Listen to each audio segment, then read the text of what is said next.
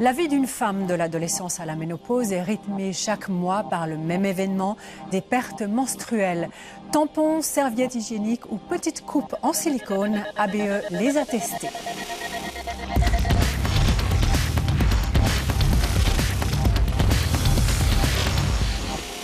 Analyse chimique, parce que ces protections menstruelles sont en contact avec une zone très sensible.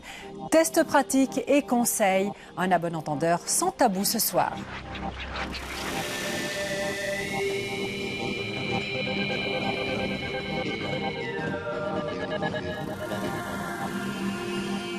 Que les familles avec de jeunes enfants se rassurent, même si nous parlons ce soir d'une question délicate, ce sera fait avec beaucoup de pudeur. Et à bon entendeur est tout à fait dans son rôle. Les milliers de protections hygiéniques que les femmes doivent utiliser dans une vie sont des produits, peut-être pas tout à fait comme les autres, mais ce sont des produits qui sont même super trop taxés, on le verra tout à l'heure. Serviettes hygiéniques, tampons et celle dont on parle de plus en plus, la coupe menstruelle. On abordera tout cela ce soir sous l'angle économique, écologique et bien sûr de la santé. Muriel Reichenbach et Heiki Aricalio signent les reportages que vous allez voir ce soir avec la complicité d'une artiste. Pour mettre en image, à heure de grande écoute, un test autour des produits d'hygiène intime, il nous fallait du renfort. Nous avons donc fait appel au crayon complice de la dessinatrice Albertine. Les ragnagnas, les lunes, les coquelicots, les Anglais qui débarquent. Que ne dirait-on pas pour ne pas dire règles?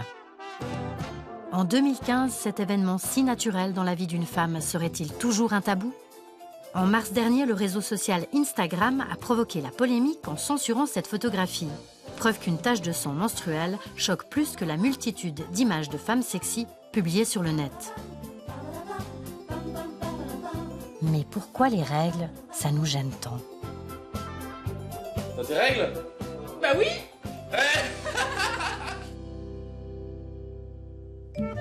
Tellement que le sang en devient bleu dans toutes les publicités pour serviettes et tampons. Mais sur le web, l'hémoglobine reprend de la couleur.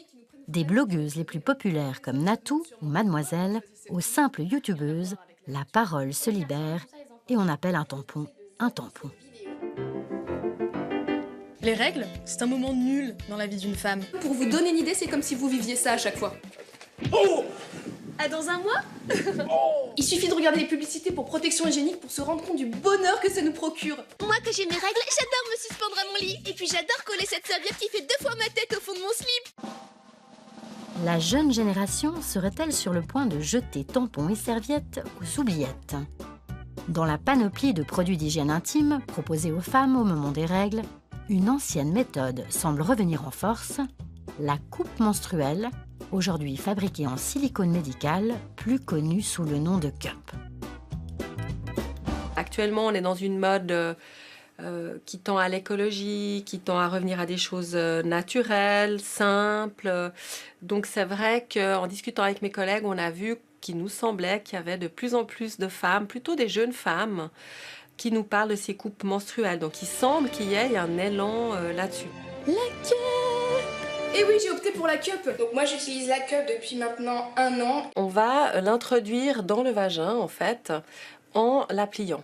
Il s'agit de la pincer pour pouvoir diminuer la surface et de l'insérer à l'intérieur du vagin. On le fait parfois avec des tampons, il faut le faire la même chose avec la coupelle menstruelle.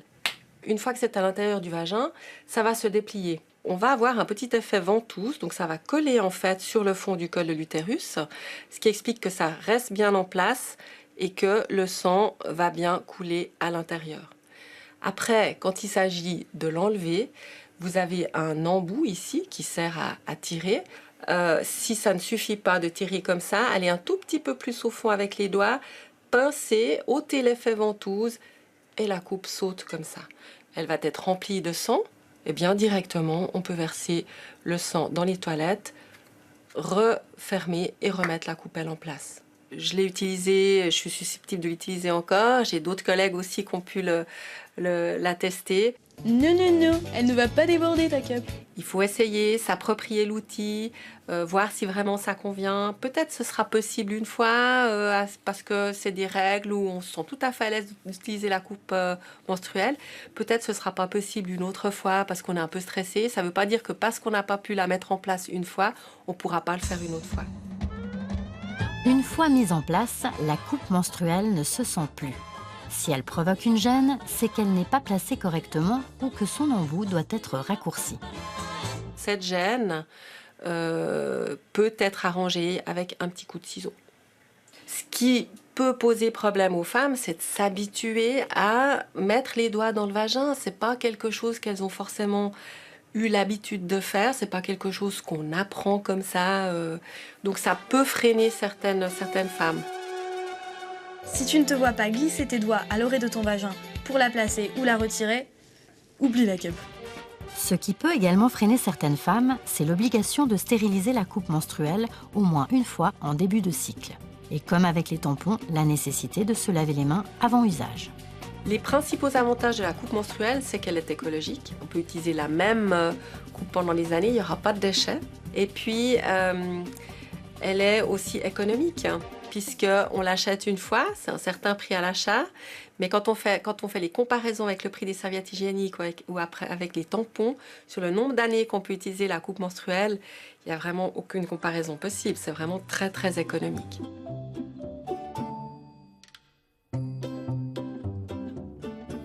Tout au long de sa vie, une femme utilise en moyenne entre 11 000 et 15 000 tampons ou serviettes. Notre estimation se base sur un flux calculé sur 5 jours par mois pendant 40 ans. Les questions économiques, mais aussi écologiques, ne sont donc pas superflues. Une coupe menstruelle est utilisée au minimum pendant 1 à 2 années. Sa fabrication requiert de l'eau et de l'énergie, mais selon nos experts, la coupe reste de loin l'alternative la plus écologique. Les tampons et les serviettes hygiéniques ne remplissent pas uniquement nos poubelles, une grande quantité d'entre eux sont jetés aux toilettes. Le 80% du tonnage, c'est les serviettes hygiéniques. Les tampons, les lingettes, c'est vraiment ce qui représente le plus gros tonnage des déchets aujourd'hui. Ça bloque les pompes et puis il faut intervenir à des profondeurs importantes avec des moyens importants, camions cureurs, etc. Et ça demande pas mal de monde aussi, donc tout ça, ça enchérit aussi les coûts de l'assainissement. Pour la ville d'Yverdon-les-Bains, cela représente entre 120 et 160 tonnes de déchets par année. Et la situation ne fait qu'empirer. L'occasion de rappeler que les serviettes hygiéniques, les tampons et les lingettes ne se jettent pas aux toilettes, mais à la poubelle. Un premier geste facile est déjà très efficace pour protéger l'environnement.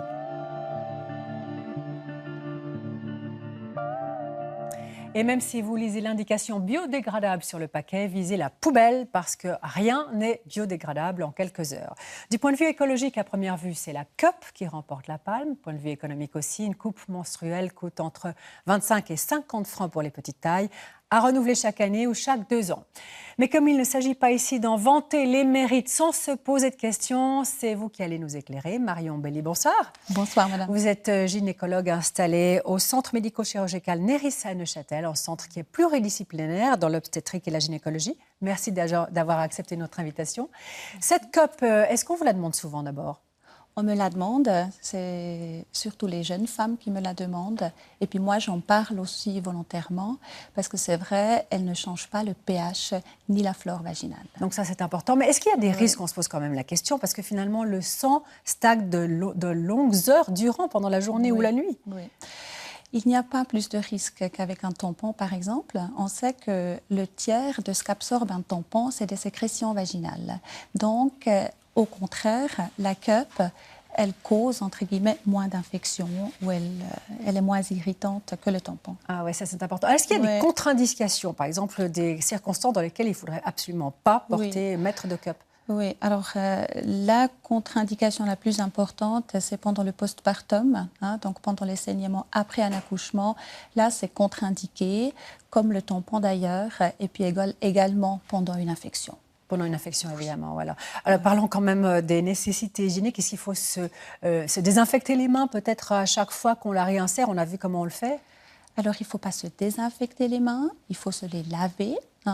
Et puis, la cup, il faut la stériliser avant le premier usage et entre les règles. D'accord. Alors, on a vu qu'il y a des femmes qui sont absolument convaincues que c'est génial, mais quand on va sur Internet, on voit qu'il y a des forums sur lesquels certaines femmes disent que ce n'est pas si simple. Il y a quand même besoin d'adaptation, ou il y a certaines femmes pour lesquelles ça n'irait pas du tout? Alors, c'est clair qu'il faut un certain temps d'adaptation. Je pense qu'il faut s'habituer un petit peu, aussi trouver la bonne technique. Vous avez vu dans le petit film qu'il y a une technique de pliage. Il y a plusieurs techniques de pliage, en fait. Donc, il faut s'adapter un petit peu. Et trouver la bonne taille. Vous nous avez amené plusieurs cups que l'on peut voir sur cette table. Il y a des petites tailles, des moyennes tailles et des grandes tailles avec des formes différentes. Donc, je crois qu'en fait, il faut choisir ce qui convient à son anatomie propre, c'est ça? Exactement. Et puis, on choisit la cup pas en fonction du flux menstruel, mais en fonction de son anatomie. Donc, quand il y a beaucoup de flux, on la vide plus souvent. Quand il y a moins de flux, on la vide moins souvent, mais toujours après 12 heures d'utilisation. Après 12 heures. Et puis, certaines ont un matériau qui est plus dur ou plus souple. Exactement. Voilà. Donc, il faudra essayer, en fait. Oui. Donc, chez quelqu'un qui a un périnée sensible, on va utiliser une cup qui est plus souple. Chez quelqu'un qui fait beaucoup de sport, par exemple, une cup un peu plus dure. D'accord. Alors, on ne va pas parler que de cup avec vous. Les femmes et les jeunes filles ont le choix entre différentes marques de serviettes hygiéniques aussi et de tampons. Toutes ces protections sont en contact plus ou moins étroit avec des zones très sensibles, on s'en doute. D'où l'intérêt de savoir non seulement lesquelles sont les plus pratiques, évidemment, mais aussi ce qu'elles contiennent en substances chimiques. Nous avons confié nos échantillons pour des tests chimiques au laboratoire CITEC à Lausanne. Les serviettes, les tampons, mais également les coupes menstruelles ont été en premier lieu réduits en petits morceaux.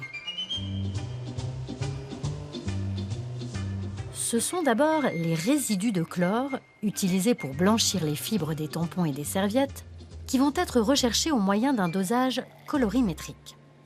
Une investigation inutile pour les coupes fabriquées, elles, en silicone médical. Ensuite, les petits morceaux d'échantillons ont été chauffés à une température de 120 degrés afin d'évaporer les molécules volatiles, dont les parfums. Et puis, le laboratoire s'est intéressé aux éventuelles traces de formaldéhyde, une substance utilisée dans l'industrie du papier et du coton pour ses vertus antimicrobiennes et absorbantes. Le formaldéhyde peut également résulter d'une mauvaise fabrication du silicone. Le formaldéhyde peut effectivement être dangereux en fonction des concentrations auxquelles on peut être exposé. Il est reconnu comme un agent potentiellement cancérigène lorsqu'il est respiré. Et puis il peut également être irritant en contact avec de la peau. Après les analyses chimiques, direction Aix-en-Provence, où le laboratoire Eurofins procède quotidiennement à des tests de produits d'hygiène. Ces installations permettent d'évaluer la performance des échantillons en simulant leur utilisation. Serviettes, coupes et tampons vont être ici mis à rude épreuve. Capacité d'absorption, perte en fibres, adhésion de la colle, jusqu'à la résistance physique des matériaux, rien ne leur est épargné.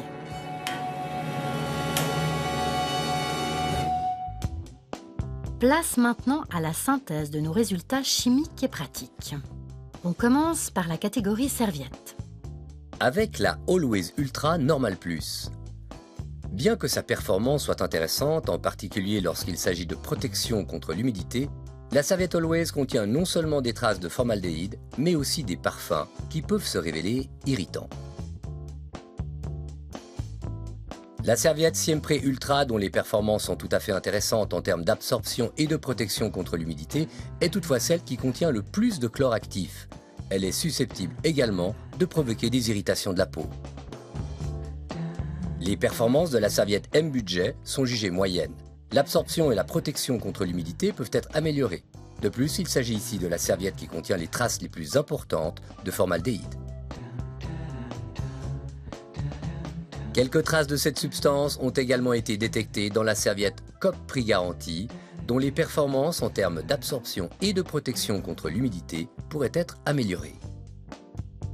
Et on termine par la serviette Natracare Ultra Pads qui contient le moins de substances nocives. Elle est en coton biologique, exempte de parfums et de plastique, elle n'est pas blanchie au chlore. Ses performances sont par contre moins bonnes que d'autres serviettes testées, en particulier pour ce qui est de la protection contre l'humidité et la diffusion du liquide. À noter qu'il existe des serviettes plus absorbantes de la même marque. Ces produits-là, qui revendiquent beaucoup l'environnement, ont des performances qui sont un petit peu moins élevées que les autres. Ils ne peuvent pas utiliser toutes les substances qu'utilisent les autres produits, notamment du superabsorbant, des fibres synthétiques, des voiles synthétiques qui vont plus isoler de l'humidité. Donc ils ont bien sûr plus de mal à avoir le même niveau de performance. Place maintenant aux tampons qui contiennent en moyenne plus de traces de formaldéhyde que toutes nos serviettes testées. Un résultat peu rassurant étant donné le contact direct des tampons avec la muqueuse vaginale. Relativement peu d'études sont faites sur l'exposition du formaldéhyde avec des muqueuses féminines à répétition. On a des données pour ce qui est du système aérien, de respiratoire aérien. On a des données pour des contacts avec de la peau, mais on a vraiment très peu de données pour la muqueuse vaginale. Vu l'absence de données scientifiques sur la question, il serait préférable d'utiliser des produits contenant le moins de formaldéhyde possible. On commence par les tampons sans applicateur. Le tampon Denner normal est celui qui contient les traces les plus importantes de formaldéhyde. En revanche, en termes de performance, notre laboratoire n'y a rien trouvé à redire. Ce tampon remplit parfaitement les critères du test pratique. Des traces de formaldéhyde ont également été retrouvées dans le tampon Cresta normal. Point de vue performance, il remplit lui aussi tous les critères du test. Il s'agit ici du produit le moins cher de notre sélection. Le tampon OB original normal est le moins chargé en traces de formaldéhyde. Sa performance n'a rien à envier aux deux modèles précédents. Il est considéré comme très bon par notre laboratoire. On passe maintenant au tampon avec applicateur. Le tampon le plus cher de notre test, le Tampax régulier, est celui qui contient le moins de formaldéhyde. En revanche, les experts ont constaté une perte en fibres lors de l'utilisation. Pour le produit Tampax, le problème qu'on a rencontré, il est satisfaisant au niveau des tests. Par contre, il a une légère perte en fibres. Ce tampon est fabriqué 100% avec des fibres viscoses et que ces fibres ont tendance à être un peu plus courtes. Alors ça explique peut-être le fait que ça en perde plus. De plus, la géométrie de ce produit, comme on peut le voir là, fait qu'il est coupé sur chaque côté, ici, et que par conséquent, il n'a pas un voile non tissé qui entoure tout le produit. Donc, bien sûr, parfois, suivant la structure des fibres, ça peut favoriser la perte en fibres. On termine le chapitre tampon avec un article vendu chez Coop. Le tampon Coop qualité et prix Compact Super contient de faibles traces de formaldéhyde. Côté performance, il passe sans trop d'encombre les tests pratiques de notre laboratoire. Place maintenant aux coupes menstruelles. Comme pour les serviettes et les tampons, il existe différentes tailles. Nous avons testé la plus petite des 3 modèles disponibles en Suisse. Les coupes sont fabriquées en silicone médical, ce qui garantit une certaine qualité de matériaux.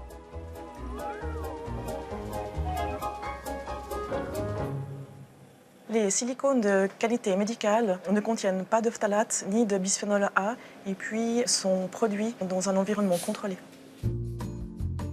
D'un point de vue chimique, seule la coupe Intimina modèle Lilycop taille A contient des traces de formaldéhyde. Cependant, à une quantité nettement plus faible que dans les tampons testés. Du point de vue de la performance, le réservoir de cette coupe correspond aux mesures annoncées et son embout est jugé solide.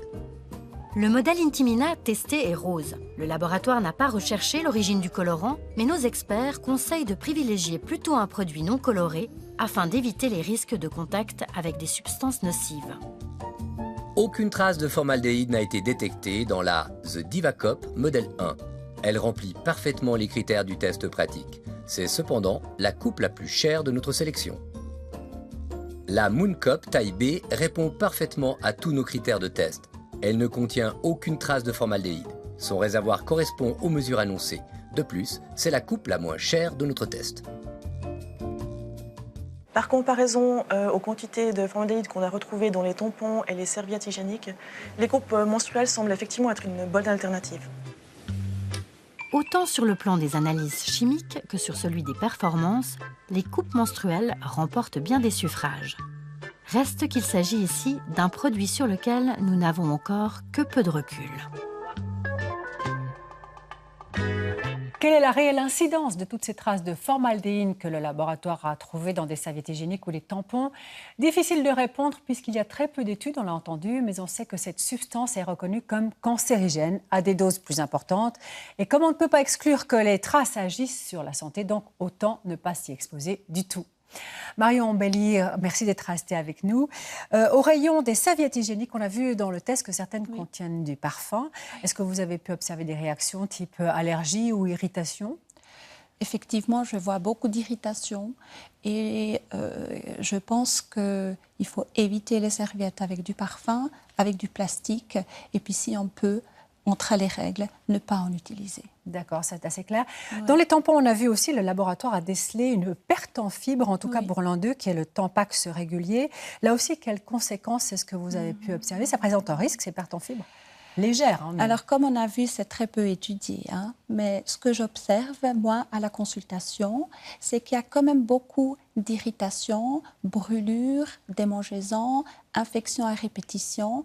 Et dans certains cas, on n'arrive pas à les soigner jusqu'à ce que la patiente abandonne l'utilisation du Tampax. Ah, c'est une piste, effectivement. Voilà. Ouais. Alors, sans lien avec la perte en fibres, on sait qu'il y a, des études l'ont montré, une corrélation possible entre les tampons et le risque de choc toxique, qui est une infection vraiment aiguë. Comment est-ce que ça s'explique, ça?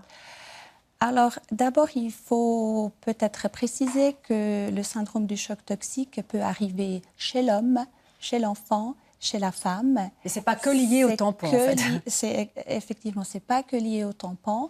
C'est une affection extrêmement grave et elle peut être mortelle. Et donc, quel est le lien avec le tampon? On a vu ça surtout dans les années 80 avec des tampons super absorbants qui, entre-temps, ont été retirés du marché. Et ces tampons-là étaient fabriqués pour rester en place longtemps. Ah d'accord, donc on voit ça moins maintenant. Oui, et c'est pour ça qu'on recommande de changer le tampon toutes les 4 à 8 heures et si possible, faire des pauses de temps en temps. Est-ce que ce risque de choc toxique existe aussi avec la coupe menstruelle ou pas?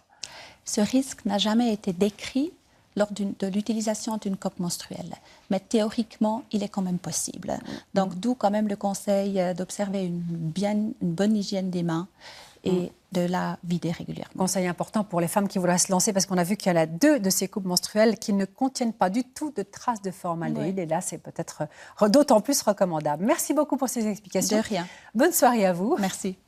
Et que ce soit en France ou en Australie, il y a une chose qui a le don d'énerver les femmes, sachez-le, c'est la manière dont sont surtaxés les produits d'hygiène féminine. Ces produits qui sont pourtant indispensables. Eh bien, notre petite enquête en Suisse montre que les femmes ici auraient aussi de bonnes raisons de se révolter. En Suisse, il existe 2 catégories de TVA pour les produits de consommation.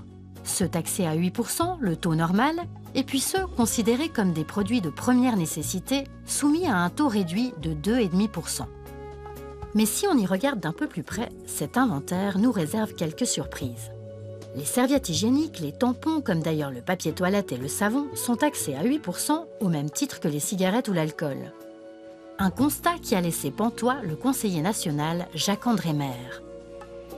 Naïvement, moi je pensais que les produits d'hygiène élémentaire faisaient partie de ces produits de première nécessité. Et c'est dernièrement, au moment où notre commission a été saisie d'un projet de révision partielle de la loi sur la TVA, que j'ai repris l'article 25 où sont énumérés précisément tous les produits soumis au taux réduit, que j'ai réalisé à ma grande surprise, d'ailleurs avec l'aide d'une journaliste qui me l'avait signalé au passage, que les produits d'hygiène vraiment élémentaires, que ce soit le papier hygiénique, les serviettes hygiéniques, les linges pour enfants, etc., ne faisaient pas partie de cette liste de produits soumis au taux réduit. Mais alors, que contient cette liste? Dans le catalogue important des produits soumis au taux réduit, on trouve les denrées alimentaires, les médicaments, ainsi que les livres et les journaux, mais pas seulement. Ce qui est plus surprenant, on trouve également le bétail, que ce soit la volaille, le bétail porcin, bovin, etc. Les engrais pour l'agriculture, mais également, et là on peut quand même se poser des questions, la litière pour animaux. Donc, ce produit d'hygiène pour les animaux est lui soumis au taux réduit, alors que les produits d'hygiène élémentaire pour les humains ne sont pas soumis à ce taux réduit. C'est pour le moins surprenant, voire choquant. Nous nous sommes rendus à l'administration fédérale des contributions. À la division TVA, nous avons demandé à Valérie Paris, juriste, de nous expliquer ce qui définit, du point de vue de la loi sur la TVA, un produit de première nécessité. Alors ça dépend vraiment de ce qui figure sur cette liste. Si le produit est dans cette liste, il sera au taux réduit, ce qui ne veut pas dire que ce soit un produit de première nécessité. Donc c'est vraiment politique. Donc on peut introduire dans cette liste des produits qui sont tout à fait pas vitaux pour l'être humain. Au tout départ, il s'agissait effectivement de produits de première nécessité. Et au fur et à mesure des interventions politiques, on a eu une extension de la liste à des produits tels que les journaux, par exemple. C'est donc nos élus du Parlement qui décident de ce qu'est un produit de première nécessité soumis au taux réduit. En mai dernier, toujours dans le cadre de la révision partielle de la loi sur la TVA, Jacques-André Maire a donc proposé d'ajouter certains produits à la fameuse liste. C'était une belle occasion qui se présentait et j'ai proposé qu'à l'article 25, où on énumère donc tous les produits soumis au taux réduit, on ajoute tout simplement les produits d'hygiène corporelle de base. Et ça me semblait être une chose évidente. Je pensais passer sans problème le cap de la commission et malheureusement, ça n'a pas été le cas. À une très large majorité, à 2 contre 1, cette proposition a été tout simplement refusée, balayée. Principale crainte des opposants à une modification de la liste, la réouverture des débats, souvent houleux, autour du choix des articles soumis au taux réduit. Il y a une autre crainte des milieux, en particulier de producteurs, qui ont obtenu un traitement tout à fait privilégié pour tout ce qui les concerne. Et ces milieux-là voulaient, je crois, conserver leurs privilèges, à l'évidence. Aucune modification de cette liste n'est donc à espérer prochainement. En attendant que les femmes sachent tirer les ficelles au Parlement, serviettes coupées tampons resteront taxées à 8%, alors que la litière pour animaux est soumise, elle, au taux réduit. À qui la palme du ridicule ? Les tampons et les serviettes hygiéniques ne sont pas des coquetteries. Avoir ces règles, ce n'est pas seulement embêtant, c'est aussi cher. On n'achète pas des tampons et des serviettes hygiéniques pour le plaisir. Autant d'arguments avancés par l'étudiante australienne qui a lancé une pétition intitulée « Arrêtez de taxer mes règles ». Un slogan efficace, au risque de choquer les pudibonds, mais qui ne risque rien n'a rien.